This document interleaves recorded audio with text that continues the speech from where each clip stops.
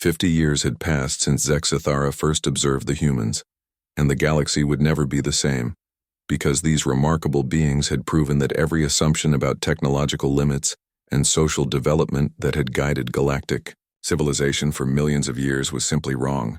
The Kelthian Collective Council finally convened an emergency session when reports began flooding in from across the galaxy, describing human interventions that had solved problems which had persisted for eons, and council members who had dismissed earlier warnings now demanded immediate action to contain what they were beginning to recognize as an existential threat to their established order. Colonel Karen White had led a small humanitarian mission to the Altair system, where two ancient species called the Vorthak and the Kilani had been locked in a devastating war for over 1,000 years, and everyone expected the humans to fail because countless diplomatic efforts by far more experienced mediators had accomplished nothing. But Colonel White approached the conflict with typical human disregard for conventional wisdom, and instead of trying to negotiate a peace treaty between the warring factions, she studied the historical roots of their dispute and discovered that both species were fighting over resources that no longer existed because their original homeworlds had been strip-mined to exhaustion centuries earlier.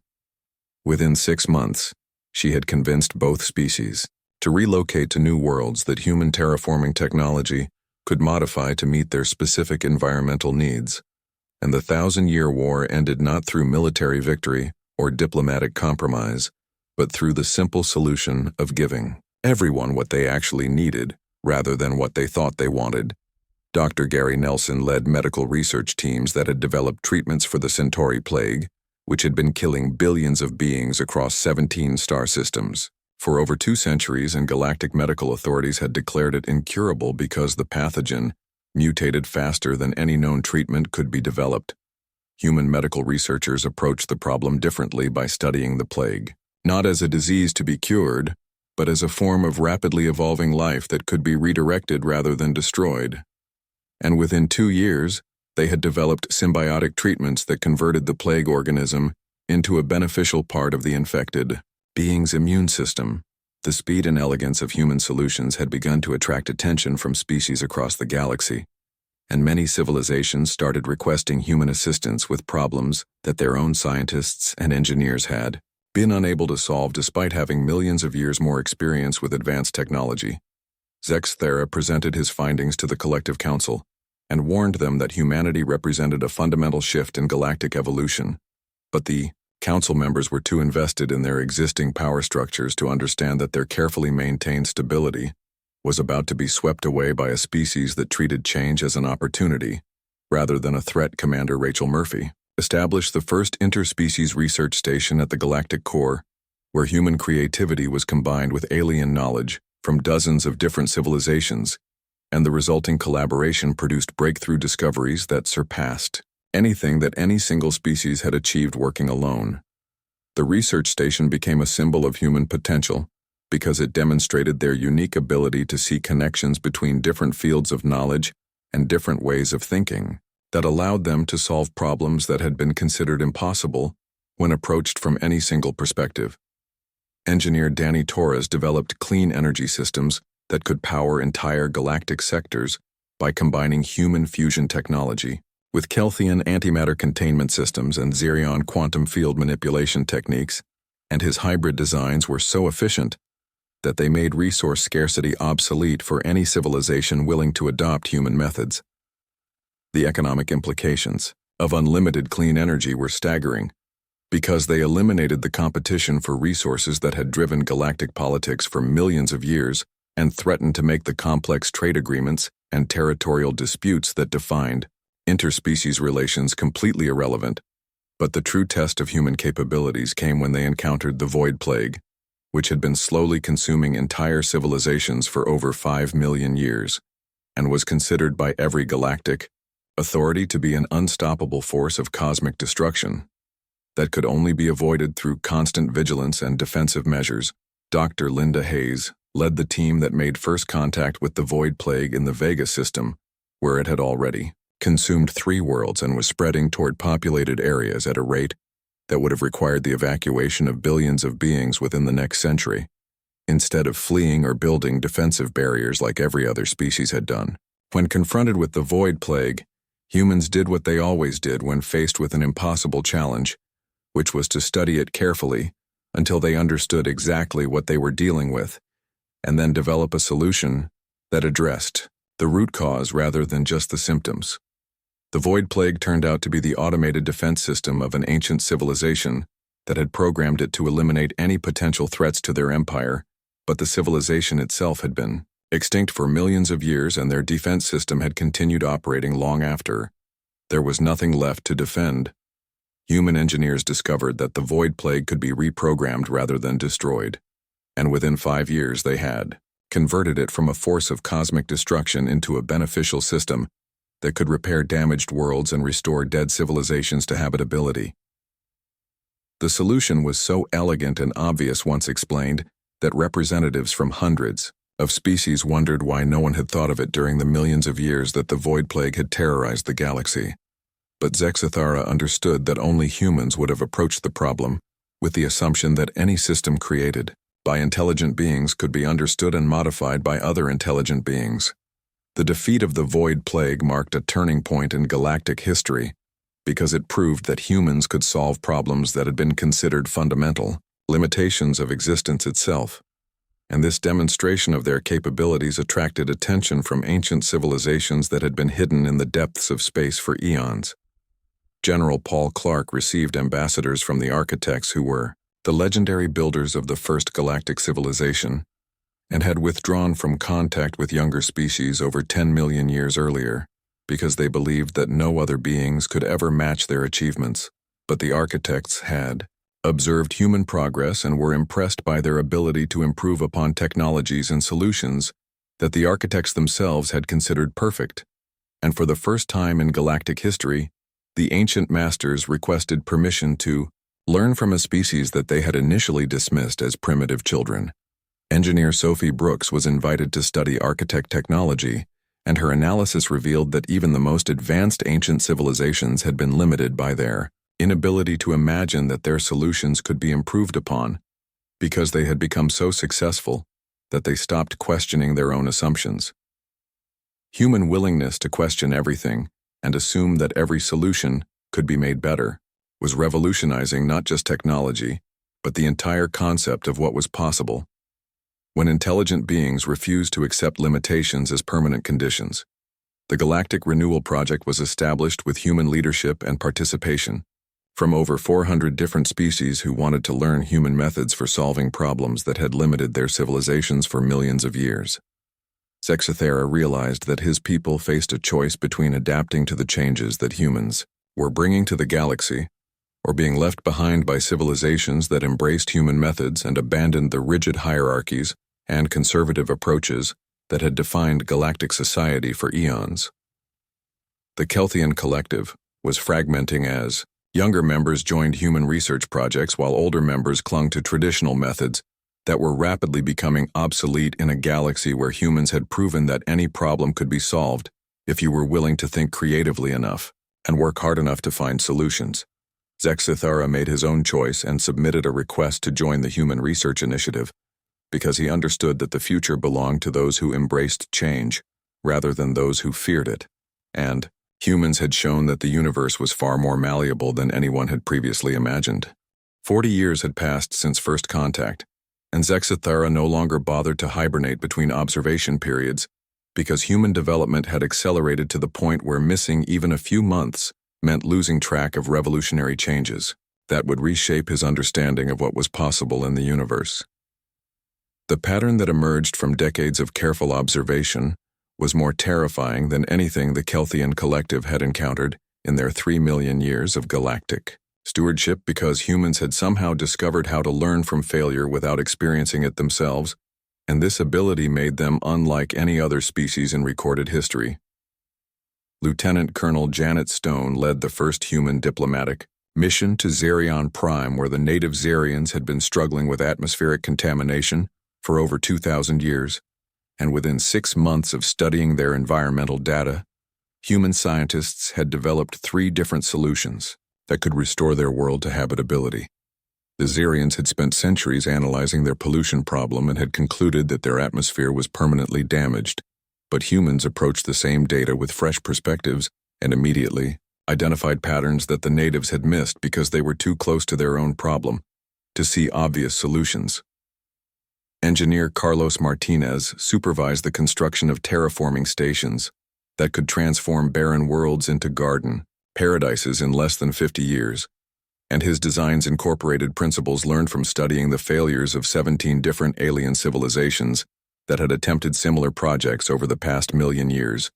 Humans had somehow gained access to archaeological databases from across the galaxy, and instead of being intimidated by the failures of more advanced species, they treated each failure as a learning opportunity that helped them develop better approaches to similar challenges. Dr. Susan Bailey led research teams that studied the ruins of collapsed civilizations, and her people had an uncanny ability to understand what had gone wrong with technologies and social systems that had failed thousands or even millions of years before humans had evolved intelligence. The human approach to learning was fundamentally different from every other species, because where others learned primarily from their own experiences, humans seemed capable of learning from everyone's experiences, including those of species they had never met,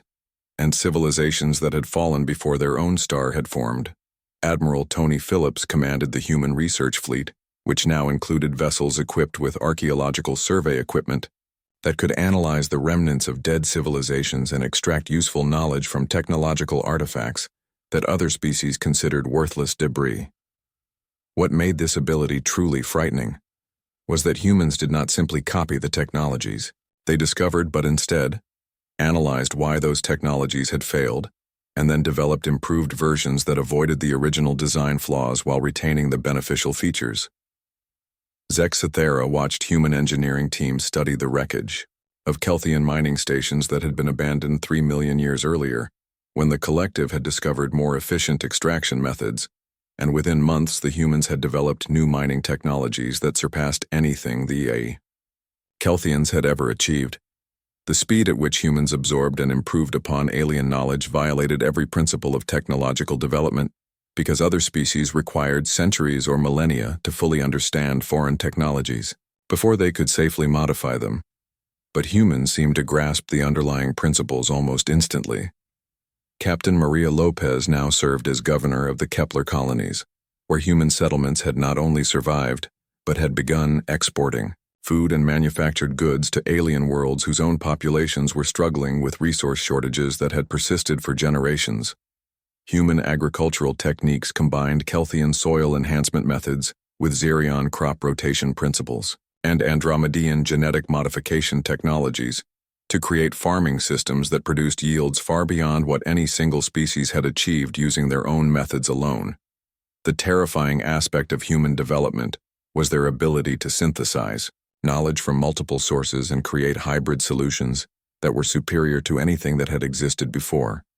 And this synthesis happened so quickly that other species could barely comprehend what humans had accomplished before they moved on to the next impossible breakthrough. Dr. Peter Kim had established medical research centers in 43 star systems, and his teams were developing treatments for diseases that had plagued various alien species for millions of years by combining human biochemistry with alien physiology in ways that no one had previously considered possible. Lieutenant Colonel Stone returned from her diplomatic mission with detailed reports about 7 different interstellar conflicts that had been raging for centuries, and within weeks human analysts had identified political and economic solutions that could end these wars permanently by addressing root causes that the warring parties had never recognized.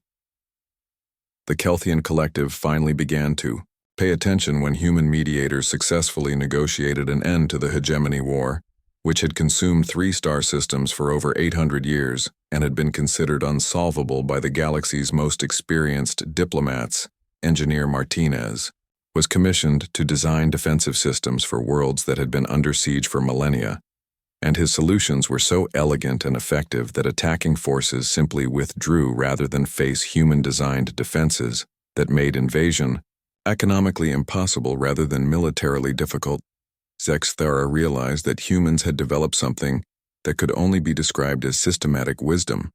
which was the ability to recognize patterns of failure and success across vast spans of time and space and then apply that knowledge to solve problems that had defeated much more advanced civilizations. Dr. Bailey published research papers that analyzed the social and technological factors that had led to the collapse of over 300 different civilizations, and her work provided blueprints for avoiding the mistakes that had destroyed species far older and more advanced than humanity.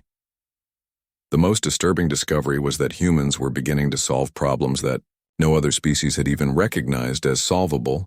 because they approached challenges with the assumption that every problem had a solution, if you were willing to think creatively enough and work hard enough to find it. Admiral Phillips received reports from deep space exploration missions that had discovered evidence of the Void Plague,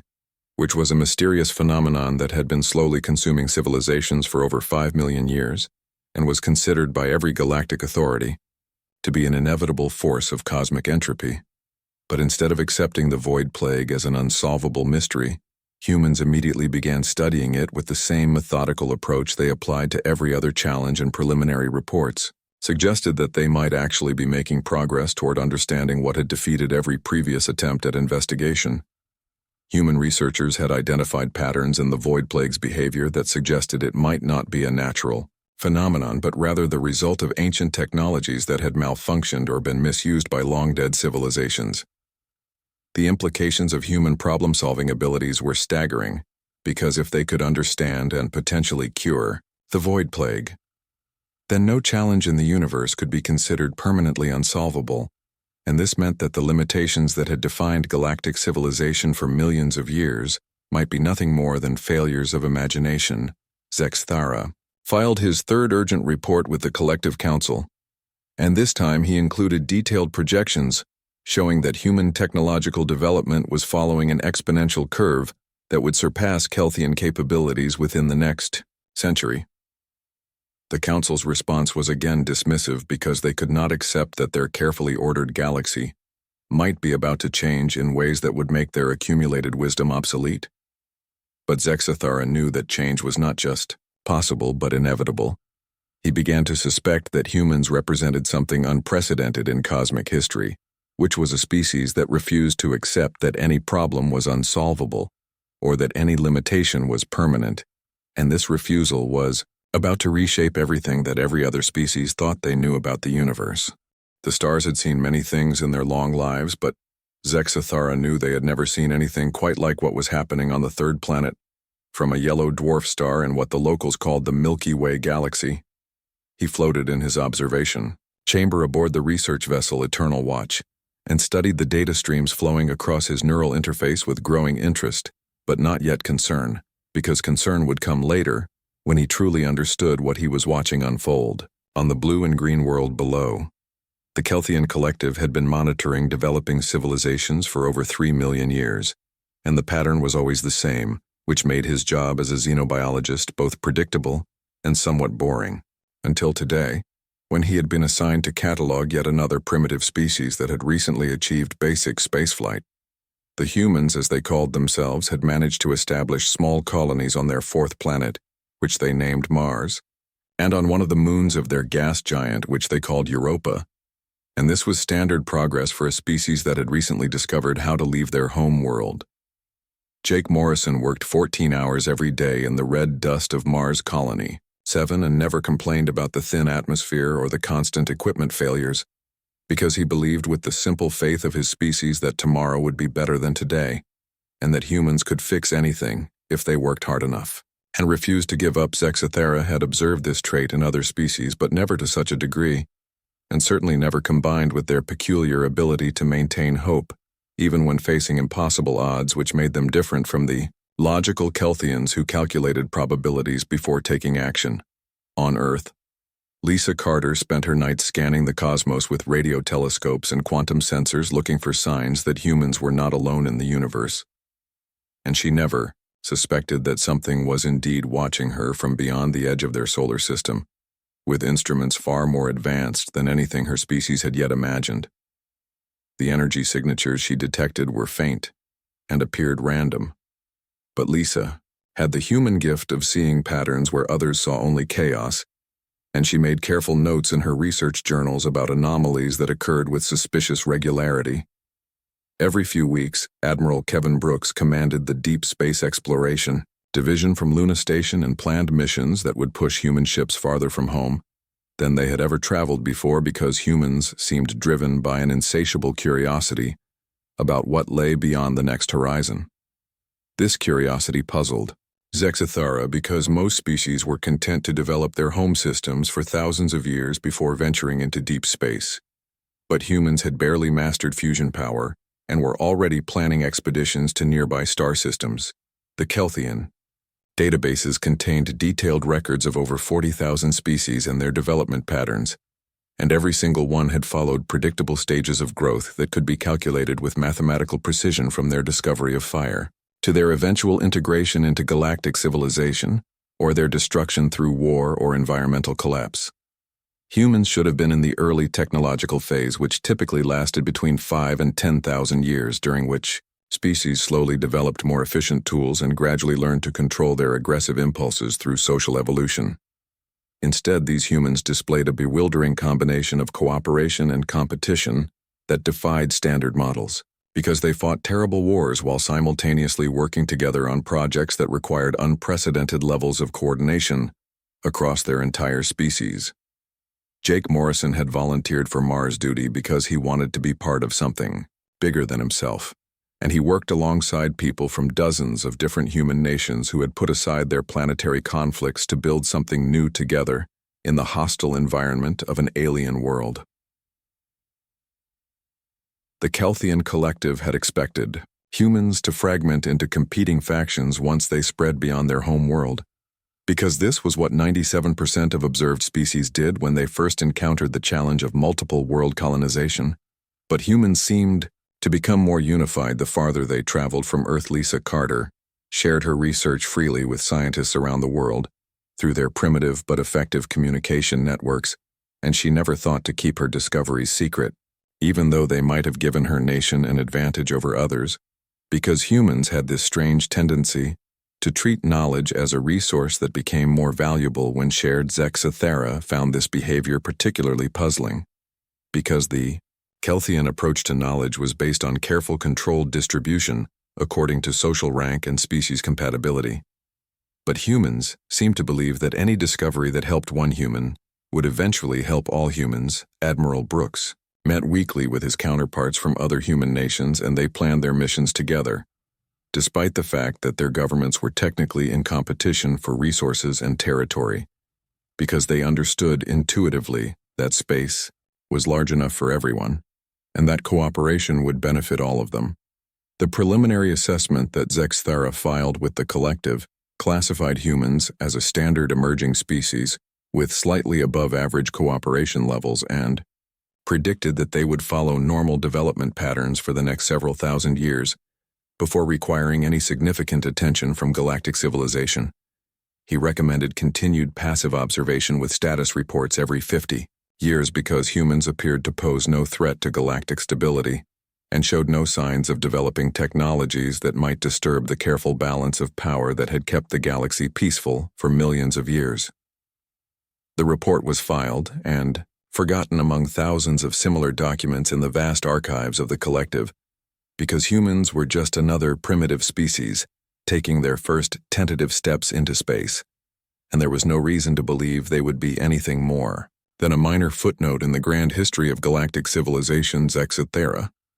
powered down his observation equipment and prepared to enter hibernation for the next phase of his assignment, secure in the knowledge that when he awakened in 20 years, humans would still be struggling with the basic challenges of multi-world colonization and might have managed to establish a few more outposts in their local system. He never suspected that he was witnessing the beginning of something that would change everything he thought he knew about species development and galactic civilization, because humans were about to prove that all the models and predictions and careful calculations of the Kelthian collective were worthless when applied to a species that refused to accept limitations as permanent conditions. The transformation of galactic civilization was complete and irreversible, and Zexithara understood that he had witnessed something unprecedented in cosmic history which was the emergence of a species that had fundamentally changed the rules governing what was possible in the universe. Dr. Linda Hayes stood before the Galactic Assembly and presented the final report on the Void Plague Project, which had not only eliminated the ancient threat, but had converted it into a restoration system that was bringing dead worlds back to life across thousands of star systems, and her success represented the triumph of human problem-solving over limitations that had constrained galactic civilization for millions of years. The solution had been elegant, in its simplicity because humans had approached the Void Plague not as an unstoppable force but as a malfunctioning technology that could be repaired and repurposed, and this fundamental shift in perspective had allowed them to see possibilities that no other species had ever considered. Captain Julie Morgan prepared for humanity's first mission to the Andromeda Galaxy, where preliminary surveys had detected civilizations that were facing challenges similar to those that had once seemed unsolvable in the Milky Way, and her expedition represented the beginning of humanity's expansion beyond their home galaxy. The technologies that made intergalactic travel possible were themselves products of human innovation because they had combined faster-than-light propulsion systems with consciousness transfer protocols and quantum communication networks that allowed exploration teams to maintain contact across distances that had previously isolated galaxies from each other. General Paul Clark administered the Galactic Renewal Project, which had grown to include over 800 species working together to solve problems that had limited their civilizations for eons, and the project's success had demonstrated that human methods could be adapted by any intelligent species willing to abandon rigid thinking patterns. The Renewal Project had eliminated resource scarcity through advanced energy systems, had ended territorial conflicts through creative diplomatic solutions, and had begun the process of restoring civilizations that had collapsed thousands of years earlier by applying human techniques for learning from failure. Engineer Sophie Brooks led teams that were rebuilding the ancient architect homeworlds using technologies that combined human innovation with architect engineering, and the results surpassed anything that either species had achieved working alone because humans had proven that collaboration was more powerful than competition. The architects themselves had undergone fundamental changes in their thinking because contact with humans had shown them that their 10 million years of isolation had been based on the false assumption that they had achieved perfect solutions, when in reality, they had simply stopped questioning their own limitations.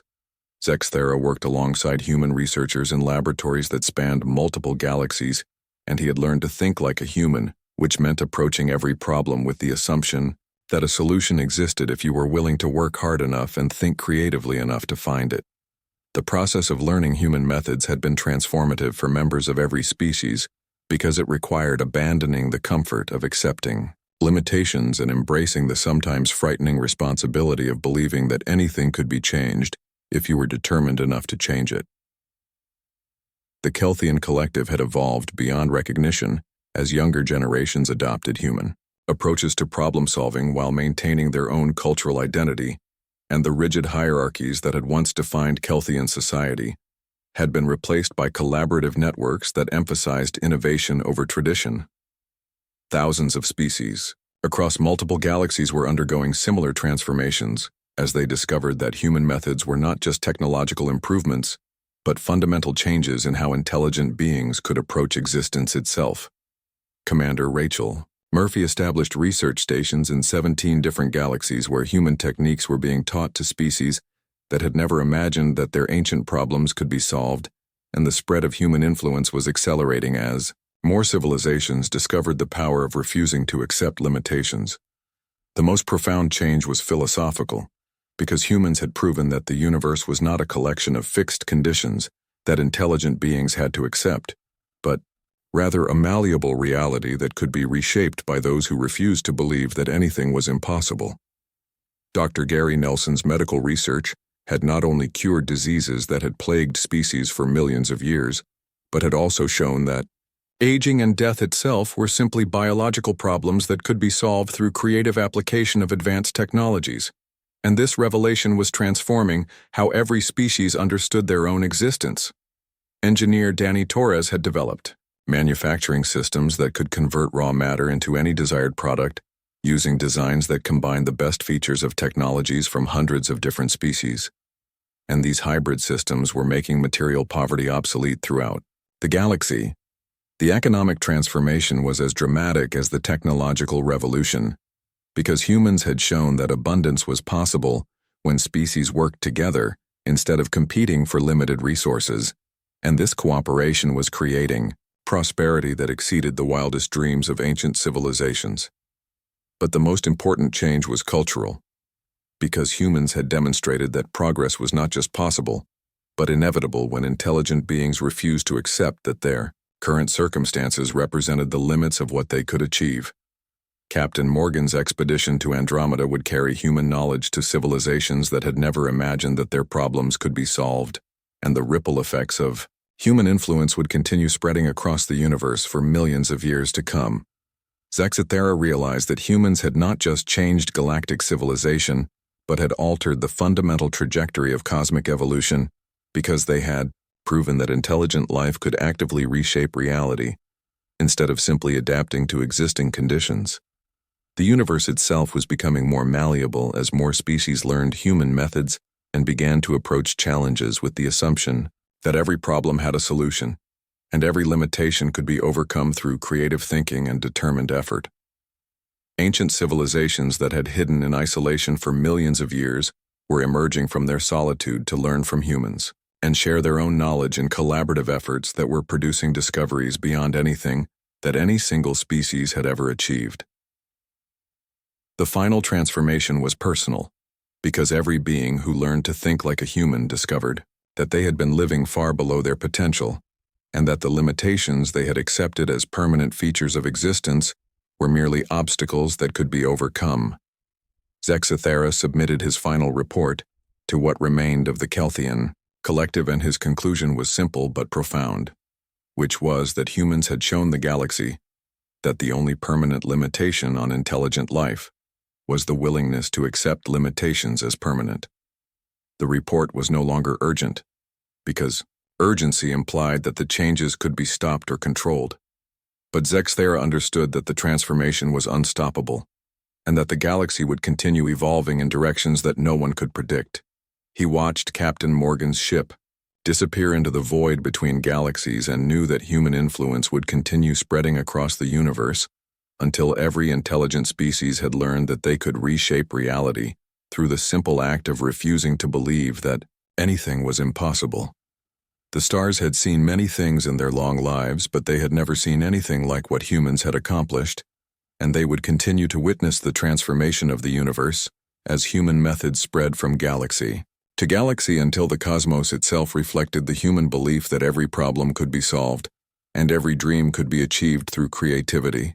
determination, and the courage to question everything. 20 years passed like a brief moment in the life of an immortal being. But when Zexathera emerged from hibernation and activated his observation systems, he discovered that time had moved very differently for the humans who had somehow compressed centuries of normal development into 2 short decades. The blue planet below was still there, but everything else had changed in ways that made him question whether his equipment was malfunctioning, because the data streams showed human colonies, not just in their home system but spread across 12 different star systems within a 50-light-year radius. Dr. Amy Foster stood in her laboratory on Europa Station and monitored quantum consciousness experiments that should have been impossible for a species that had barely understood nuclear physics when Zexathera first observed them. But somehow humans had made breakthrough after breakthrough in fields that typically required millions of years of gradual development. Commander Ryan Davis piloted the UES Horizon through hyperspace toward Proxima Centauri, and he handled the controls of faster-than-light technology with the casual confidence of someone who had been born to travel between stars, even though his species had only discovered the principles of FTL travel 18 months earlier. Zexathera checked and rechecked his instruments because the readings indicated that humans had not only developed interstellar travel, but had somehow bypassed the normal centuries of trial and error that every other species required to make such technology safe and reliable. The Kelthian development models showed that species typically needed 3,000 years to progress from basic spaceflight to reliable interstellar travel, and another 5,000 years to establish permanent colonies outside their home system. But humans had accomplished both goals in just 2 decades. Captain Maria Lopez commanded the colony ship New Horizon as it approached Kepler 442b, where 3,000 human volunteers would establish their first settlement outside the solar system. And she felt no fear about leading her people to a world that no human had ever seen, because humans had learned to treat the unknown as an opportunity rather than a threat. The speed of human advancement defied every mathematical model in the Kelthian databases, and Zex Thara began to suspect that his species had fundamentally misunderstood something crucial about how technological development actually worked when a civilization refused to accept conventional limitations. Dr. Peter Kim led a research team that had developed medical technologies, allowing humans to extend their lifespans by several hundred years while simultaneously enhancing their cognitive processing power, and these improvements meant that human scientists could accomplish in decades what would normally require the accumulated work of many generations. Human populations were growing exponentially, not just through reproduction, but through life extension technologies that kept their brightest minds active and productive for centuries.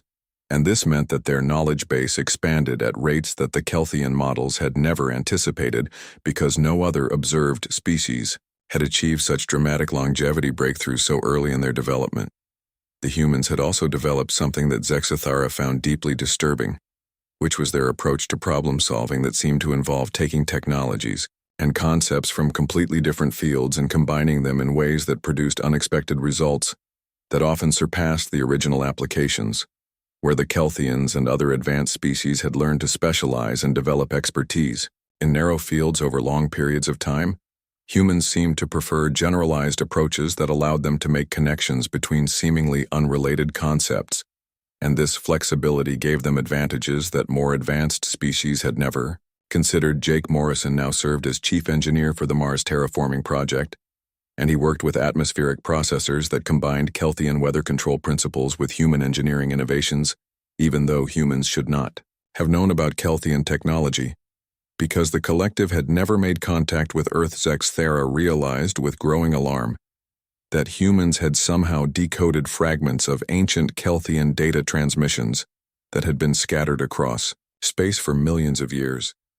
And instead of being overwhelmed by technology far beyond their understanding, they had simply incorporated the useful parts into their own designs and improved upon them.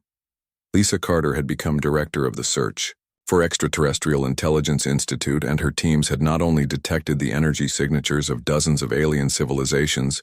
but had begun to decode their communication protocols and learn from their scientific databases without ever making formal contact. The human ability to reverse engineer technologies from incomplete data and then improve upon the original designs was unprecedented in galactic history, because most species either copied existing technologies exactly or developed entirely new approaches. But humans seemed capable of taking the best elements from multiple sources and creating hybrid solutions that were superior to any of the original components. Admiral Brooks now commanded the human space fleet, which consisted of over 200 vessels equipped with technologies that represented advances in materials, science, physics, and engineering that should have taken millennia to develop, but had somehow been perfected in just 20 years through human methods that emphasized rapid experimentation and iterative improvement. The humans had also developed quantum communication networks that allowed instant coordination between their colonies across dozens of star systems, and this level of coordination was enabling them to share knowledge and resources in ways that accelerated their development even further. Zexthera realized that he was witnessing something that had never occurred in the 3-million-year history of Kelthian observations, which was a species that seemed to be evolving, not just technologically but in their fundamental approach to existence itself, where other species adapted slowly to their environments. Over millions of years, humans seemed to adapt their environments to suit their needs, and they did this so quickly and efficiently that they were essentially reshaping reality around themselves rather than conforming to existing conditions. The most disturbing aspect of human development was their apparent immunity to the psychological and social problems that typically limited other species during rapid expansion periods, because humans seemed to become more cooperative and unified As they spread across greater distances and faced more complex challenges, Dr. Amy Foster had established research stations in 17 different star systems, and scientists from across human space shared their discoveries instantly through quantum networks, creating a collective intelligence that was greater than the sum of its parts. And this collaborative approach was generating breakthrough discoveries at an exponential rate. Commander Davis had been promoted to Admiral of Deep Space Exploration, and he was planning missions to galaxies beyond the Milky Way because humans had somehow convinced themselves that distance was just another problem that could be solved through better technology and more creative thinking. Zexathera compiled his observations into a report that would have been dismissed as fiction if submitted by any other xenobiologist, because the data showed development patterns that violated every known law of species, evolution, and technological advancement. He marked the report as urgent and transmitted it directly to the collective council because humans were no longer following any predictable development path, and their rate of advancement suggested that they would soon possess technologies that could rival or exceed those of the most advanced galactic civilizations. The response from the council was swift and dismissive because they could not accept that a species barely 2 centuries old could represent any kind of threat to civilizations that had existed for millions of years, and they ordered Zexathera to recalibrate his instruments and submit a corrected report. But Zexathera knew his instruments were functioning perfectly, and he knew that humans had somehow discovered the secret of exponential advancement that had eluded every other species in galactic history. And he also knew that his own people were making a terrible mistake by underestimating what humans might become.